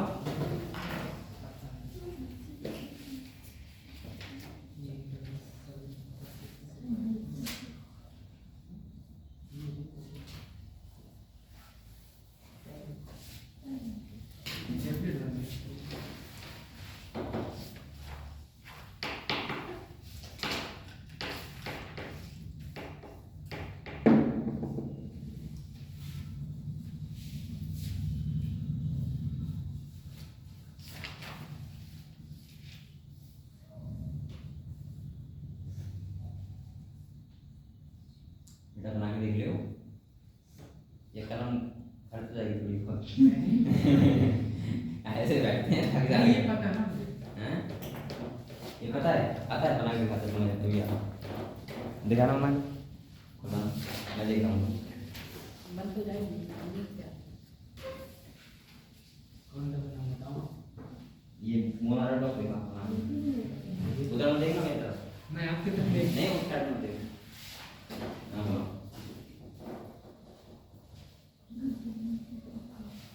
ये सीरियल में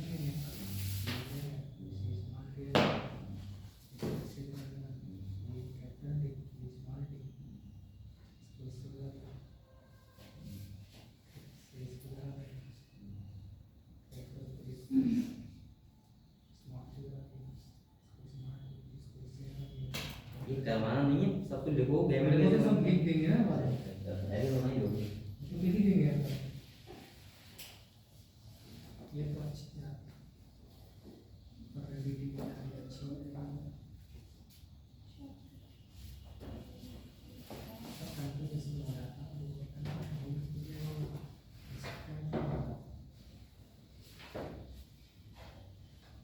बाबू गेम में नहीं हो पर से हो गया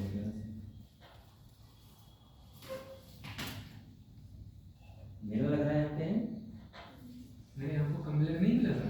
किधर है? क्या है कंप्लेंट Complete. कॉम्प्लेट शादी क्या है कॉम्प्लेट नहीं ना कंप्लीट कंप्लीट क्या होता है देखा टॉय ट्रेन कैमल गार्ड अच्छा ये हो रहा है कैमल गार्ड यही तो मेला लगा है. अभी मैंने देखा था सर. यहाँ पे है शामिल है यहाँ तेरे एक डांस झूला वो झूला ये बड़ा वाला झूला है इसमें आप भूला ना अरे मैं नहीं खाऊंगा उसको। मुझे तो डर लगता है नीला का खाते खाता है झूला झूले बैठे हुए झूले पे झूलते हुए हाँ कह रहा है झूला खाते हुए झूला झूला रहा खा लो खा लो हम खा भी जाएंगे उसे कबाड़ी को बेच देंगे तू कौन सा वाला झूला खाता है ना कौन से नहीं बड़ा वाला झूला खाता है ये मुझे वाला? डर लगता है सब ये था झूला था इतना अजीब सा लगता है वो बाहर निकालते ऐसे ये लगता है कि टूटी गिरने जाए बाहर अरे बेटा नहीं खाना चाहिए बहुत दरवा भी वैसे वाले खाएगा उसमें कुछ डर ना हो ये बड़ा वाला है जाने वाला आता है कुछ वाला खुशी में आता है अरे तू बच्चों वाली बातें कर रहा है वो बच्चों वाला होता है उसमें मुझे बहुत मजा आता है तो लेकर आएंगे शाम को ये आगे चलो अभी अरे ऐसे नहीं एक दिन शाम को आएंगे लेके आओ देखे यार कैसे सब लोग मतलब ऐसे नहीं हो कि लेके आओ हाँ हाँ नहीं हमने किसी और को बताया हाँ दोस्तों को लेकर आऊंगा एक दिन ना वही कंपनी का लोग देख चलने को नहीं साथ तो मैं ना सर हाँ मुझे मार रहे हैं ऐसा तो पेट बैठी है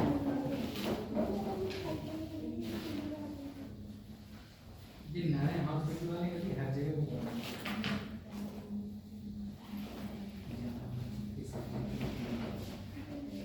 जीवन यहाँ पर है नारायण हॉस्पिटल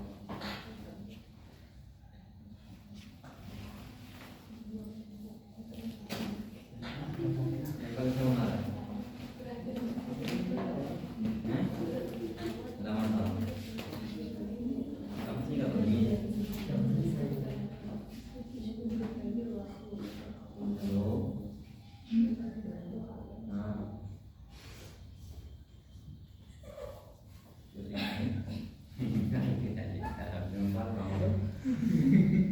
बेटा एक बार क्या देख लिया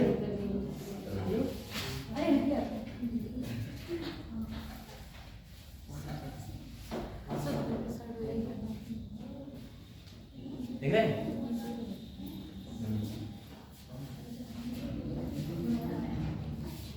मुझे ये नहीं पूछ तो सकता था कौन बोल रहे कहाँ से इनका कौन था कह रहा पता नहीं कौन है ये नहीं पता नया नंबर है ना मैंने सेव किया। तुम पूछते रहना कौन बोल रहा है क्या नाम है हमारे में नया नंबर आते हैं पता नहीं कौन सी भाषा बोलते हैं फाइट पड़ गई ऐसे बोलते मैं नाम पढ़ा था अरे एक बार मैं शाम को किसी के फोन लगाया था मैं उसे बताता रॉन्ग नंबर वो बार बार लगा रहा है मैंने भैया रॉन्ग नंबर है बोला नहीं पता नहीं क्या बोला बात कर लेता था आपसे क्या अरे मैंने कहा समझ में नहीं आता एक बार नंबर चेक कर लो एक बार साहब मेरे नींद आ रही गांव बहुत गाली देते हैं ऐसे नंबर नैना को मुझे ऐसे बर्बाद करे तो बहुत गाली देते हैं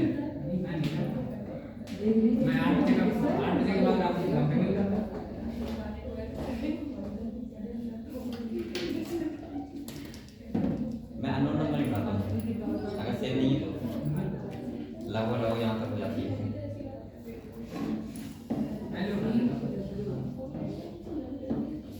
यहाँ पे तो उठाना चाहिए सर क्या काम लगा दें तुम लगाओगे तो नंबर सेव ही होगा थोड़ा नहीं सेव होगा हमारा देखिए तो गूगल पर जाकर हाँ नाम आ जाएगा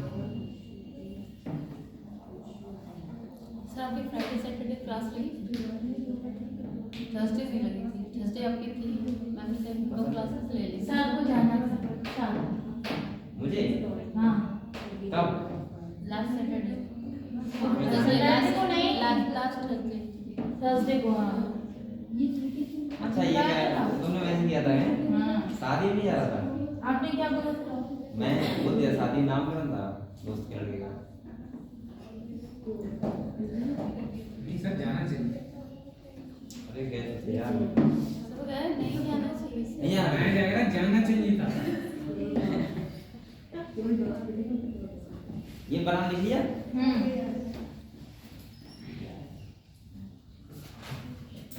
अच्छा एक बात और एक मैंने बताया पन्नी डिस्पार क्या होता है पन्नी डिस्पार तुम अगर क्रॉस ना कर पाओगे तो पन्नी डिस्पार से ही बना सकते हो कैसे देखो इसे बोलते हैं ऐसे एक बार नीचे में आया ऐसे करो, एक तरफ देखो कैपिटल टी, एक तरफ देखो स्मॉल टी। अब देखो इस बार बॉक्स में क्या आएगा?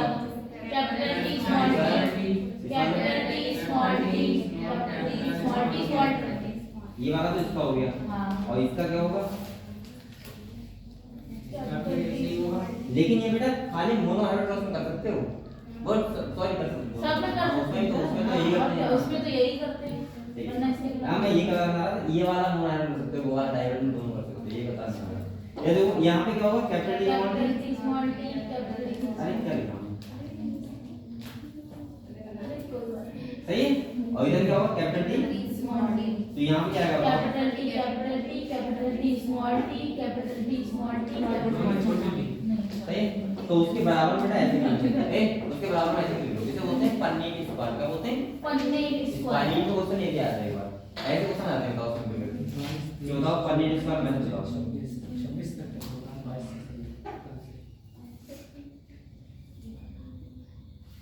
सही है? ऐसे करके इधर लिख लो, जैसे हमको पता था कि हम ऐसे भी कर सकते हैं। और उसकी कुमारी आती है ये इसमें इधर क्या देख रहे हो? अपने आप कर लो इतना। क्या अरे साथी देखना जरूरी नहीं लगा रहे हो। इसकी एक कुमारी कैपिटल आर स्मॉल आर। अभी ऐसी सब बनती करवाएंगे, जैसे सब आप ये सब करवाएंगे।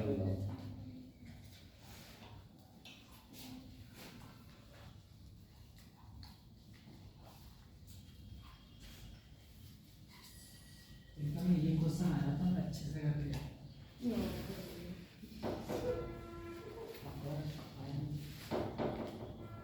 अभी आपको सारे क्वेश्चन सरल लगेंगे, तुम वैल्यू तो जाने दो। लेकिन आपको जो अभी पेपर देके आओ किसी के, वो हम कहेंगे कि सिंपल क्वेश्चन दो, हम करने पाए। ऐसे नाम इतना करते पता नहीं क्या रामायण क्या है। रामायण को राम जी करना लेते हैं ये तो ये लिखते आती है हैं। अभी कोई शेड्यूल में आएगा तो पता नहीं कब होगी।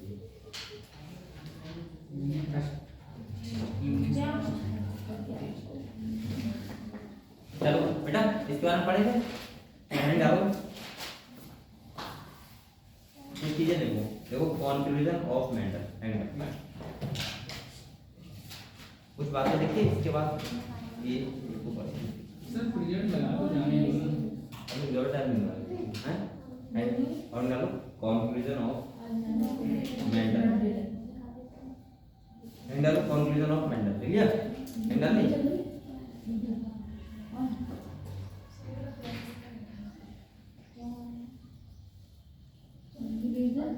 Conclusion of matter.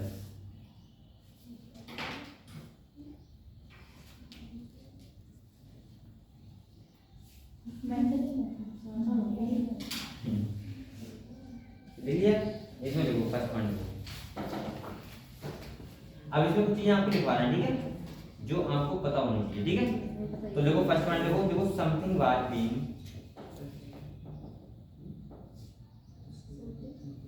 Something was being, being, being,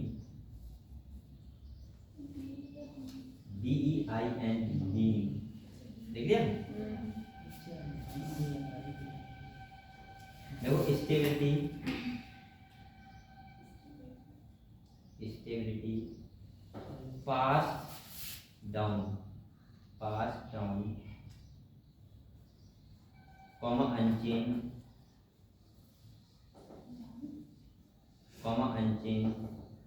comma from parents to offspring. Offspring किसको बोलना है बेटा? उनके बच्चों को। Parents to offspring, offspring O double F SPRING, offspring होता है। तुमने क्या लिखा है? वो डबल है SPRING, पहले बता देते ऑफस्प्रिंग।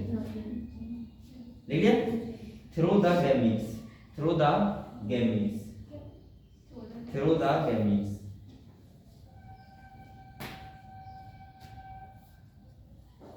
Through the. इनमें फर्स्ट पॉइंट आया बेटा कि जो कैरेक्टर्स होते हैं, जो पास होते हैं, पेरेंट्स टू ऑफस्प्रिंग होते हैं, वो किसी तरह पास होते हैं? गैमीट्स। सही है। अभी नहीं पता गैमीट्स में क्या होता है। अगले लिखो, इसी पॉइंट में लिखो, इसी में लिखो। देखो ही he called these things he called these things as factor इन्हें क्या बोला था इसको फैक्टर। देखो एक बात सुनो, इन्हें ये पता था बेटा कि इन्हें ये तो पता था गैमेट्स ही तो आते हैं भाई, फादर से बच्चों में क्या आते हैं, गैमेट्स ही आते हैं, ये तो इन्हें पता है गैमेट्स बनते हैं, स्पर्म बनता है, फीमेल में एग बनता है, ये पता था नहीं। लेकिन ये नहीं पता था कि स्पर्म के अंदर क्या होता है ऐसा, तो उन्होंने उसको बोल दिया कि जो भी होता होगा उसको फैक्टर बोल दिया कि फैक्टर ऐसा कुछ होता है, फैक्टर को लेकर आता है। अब हम फैक्टर को पता है क्या बोलते हैं, जीन। क्या बोलते हैं, जीन। अच्छा जीन कहाँ होते हैं पता है आपको, अच्छा क्रोमोसोम, डीएनए और जीन तीनों डिफरेंस है, बताओ बच्चा। जब डीएनए को कंडेंस करते हैं तो क्रोमेटिन बनता है, उसे कंडेंस करते हैं तो क्रोमोसोम बनते हैं। हाँ या जीन किसे बोलते हैं, जीन जो होता है डीएनए के छोटे से पार्ट को जीन कहते हैं, जिसमें एक कैरेक्टर हाँ सही है। देखो इनसे बता दूं, डीएनए होता है, सबसे पहले डीएनए होता है, वो किस फॉर्म में होता है, क्रोमेटिन फॉर्म। जब वो कंडेंस होता है क्या बनते हैं, क्रोमोसोम बनते हैं। अब तुम क्रोमोसोम बोलो तो क्रोमोसोम किससे बने, डीएनए से। और डीएनए के एक सेगमेंट को, मतलब डीएनए बहुत बड़ा होता है ना, उसके उस पे क्या होते हैं, जीन होते हैं। जीन का मतलब होता है कि वो सेगमेंट जो कोई एक फंक्शन करता हो, कोई ये हमारी बॉडी में कोई एक ट्रेट को इन्फ्लुएंस करता हो, सही है। जैसे मान लीजिए आपकी ग्रोथ को इन्फ्लुएंस कर रहा है, तो वो पर्टिकुलर सेगमेंट क्या हो गया, जीन हो गया। और उस जीन में क्या होते हैं, कोडॉन होते हैं, क्या होते हैं कोडॉन। और कोडॉन किससे बने होते हैं, नाइट्रोजन बेस से, जो एडेनिन थाइमिन वगैरह के होते हैं। ये सब आपको मॉलिक्यूलर बेसिस ऑफ एनाटॉमी में बहुत अच्छे समझ में आएगा, तो मैं यही समझाऊंगा, ठीक है। अब यहाँ पर देखो क्या लिखा आपने, these things age factor be called them gene, हम क्या बोलते हैं इनको, जीन्स बोलते हैं। Be called jeans, be called jeans, हाँ दे रहे हो कोई बात नहीं, बी कॉल्ड जीन्स, देख लिया। चलो नेक्स्ट पॉइंट देखो, जीन्स लिख लो, ठीक है। देखो जीन्स आर द ये जनरल बातें ना आपको बताऊं जी, genes are the unit of inheritance, genes are the unit of inheritance. बेटा एक बार बताओ, अब हम चले जाओ, ठीक है, 2-3 पॉइंट लिखा बेटा, टाइम वहां पे दिखाना पड़ता है पूरा देने का, तो हमें कोई प्रॉब्लम नहीं होती, वो तो हो गया, लेकिन इधर तो टाइम नहीं हुआ है। हाँ तो वो दिखाना लिखना। देखो genes are the unit of inheritance, आप लोग बताओ जो यूनिट ऑफ इनहेरिटेंस होता है, इनहेरिटेंस किससे बेस हो रहा है, जीन से, तो जीन क्या हो गया, स्मॉलेस्ट यूनिट ऑफ इनहेरिटेंस, ऐसे बोल सकते हो। इसके बाद देखो एंड कंटेन द इसी में sir and contain the information and contain the information and contain information and contain the information that is required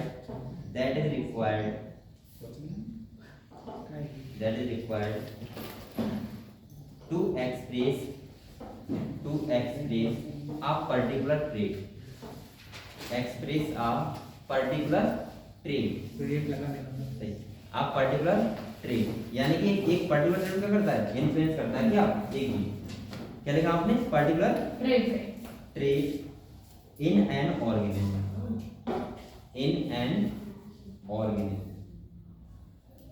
चलो बेटा इसके बाद काफी पॉइंट होते हैं, उसका बेटा आप लोग ऐसा करो, पहले अपना नाम, मेरी तो लगी हुई है, आप इसे लगा दो। किसने लगी है, आगे वाले पन्ने में, इसके आगे से पन्ना होगा। ये तो नहीं इतना, हाँ अरे तो यहाँ पे इतना लगा है, अरे नहीं, इसी में लगी मैम लगाई ना, मुझे ये? हाँ ये इधर और ये याद की है, हाँ ये अच्छी कितने लोग थे खाली? हाँ ये लोग बेटा आप जो अभी बच्चे आए हैं वर्षा वर्षा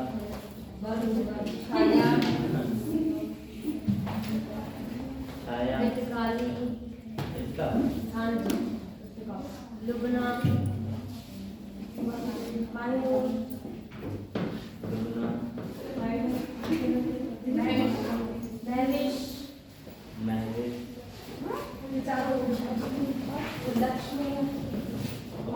पढ़ जाए वो तो पढ़ ले जाते ये तो अब आएंगे और कोई था हाँ दूसरा ए ईश्वर को विकास के बेहतर लिखा है और कोई था नहीं था ना बंद कर दूँ हाँ